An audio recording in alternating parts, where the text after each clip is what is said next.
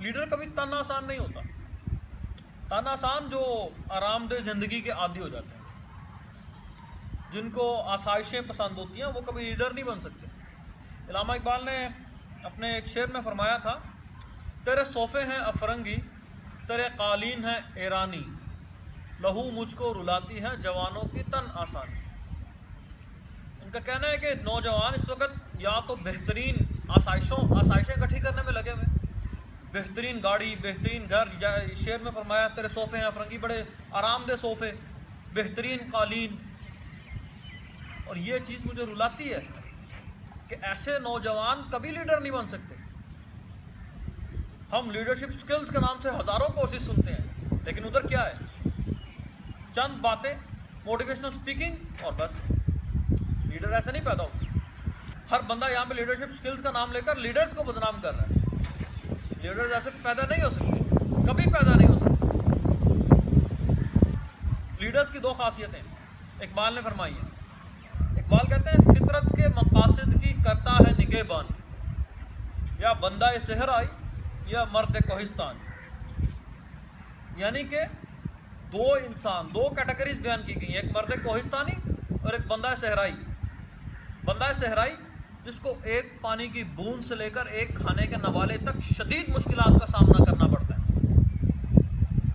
اور ایسے میں وہ اللہ کا نام لے کر دین کے لیے اٹھے تو اس کی سخت جان تربیت اس کو لیڈر بنائے گی. دوسرا وہ بندہ جو پہاڑوں پہ ساری زندگی گزارتا ہے، کبھی تیز آندھی، پہاڑ کی بارش. جو پہاڑوں پر بارش ہوتی ہے، میدانی علاقوں کی بارش تو اس کے مقابلے میں کچھ بھی نہیں ہے. جو وہاں برف پڑتی ہے، جو وہاں پہ زندگی ہے. عام لوگ جو عام میدانی علاقوں کے آرام دہ گھروں کے اندر رہنے والے لوگ ہیں، وہ اس چیز کو نہیں سمجھ سکتے. تن آسان لوگ اس چیز کو نہیں ایڈمٹ کر سکتے کہ وہاں کی زندگی کتنی مشکل ہے. لیڈر بننے کے لیے دو خاصیتیں اقبال نے فرمائی، یا مرد کوہستانی ہوگا یا بندہ صحرائی ہوگا، یا صحرا سے تعلق رکھے گا، جیسے آپ صلی اللہ علیہ وسلم سے لے کر آگے حضرت عمر، حضرت علی اور آنورڈ مسلمان کے جتنے بھی مسلمان خلفاء گزرے ہیں، جنہوں نے امت اسلامیہ کی سرحدیں وسیع کی ہیں، وہ سب مرد صحرائی تھے. اس کے بعد سلطنت عثمانیہ چرواہوں سے نکلی. پہاڑوں پر رہنے والے سخت زندگی کے عادی خانہ بدوش قبائل سارے مرد کوہستانی تھے. کبھی قحط پڑتا تھا، کبھی صلیبیوں کے سامنے جا کے ڈٹتے تھے، کبھی منگول آ کے حملہ کرتے تھے، وہ ڈٹے رہے. 3 نسلوں نے مل کر ایک سلطنت قائم کی ہے. اتنا آسان نہیں ہوتا اللہ کا نام لے کر اس کو چلنا آگے. علامہ اقبال آگے فرماتے ہیں، اگر تم نے کامیابی حاصل کرنی ہے تو اقبال فرماتے ہیں بڈھے بلوچ کی نصیحت میں، ہو تیرے بیاباں کی ہوا تجھ کو گوارا، اس دشت سے بہتر ہے نہ دلی نہ بخارا، جس سمت میں چاہے صفت سیل رواں چل، وادی یہ ہماری ہے تو صحرا بھی ہمارا. اقبال فرماتے ہیں کہ اس بیابان کی، صحرا کی زندگی، سخت زندگی میں رہنا، کبھی تن آسانی میں نہ جانا، دلی اور بخارا کے آرام دہ زندگی میں کبھی مت پڑ جانا، ورنہ اپنی لیڈرانہ صلاحیتیں کھو دو گے.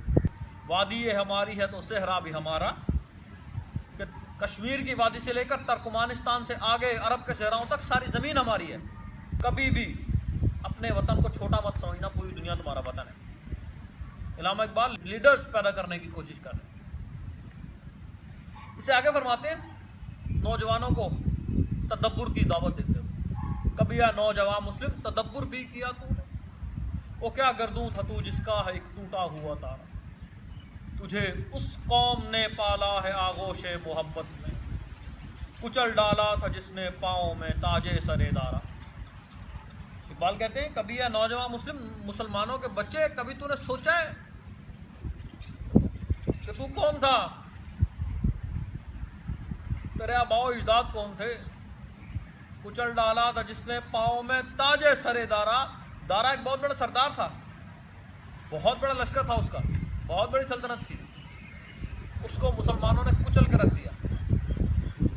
اور تم تو ان کی پیداوار تھے، اور تم تو ان کی نسل میں سے تھے، تمہیں کیا ہو گیا؟ ہاتھ پر ہاتھ دھرے منتظر فردا ہو. اقبال نے اپنی پوری شاعری میں مسلمانوں کو امید دی ہے، ابھارنے کا جذبہ، کچھ کرنے کا جذبہ دیا ہے۔ تو آج مسلمانوں کے نوجوانوں سے یہی اپیل ہے کہ اپنی تن آسانی کی زندگی چھوڑیں، آسائشوں کے پیچھے بھاگنا چھوڑیں، مشکل زندگی اپنائیں۔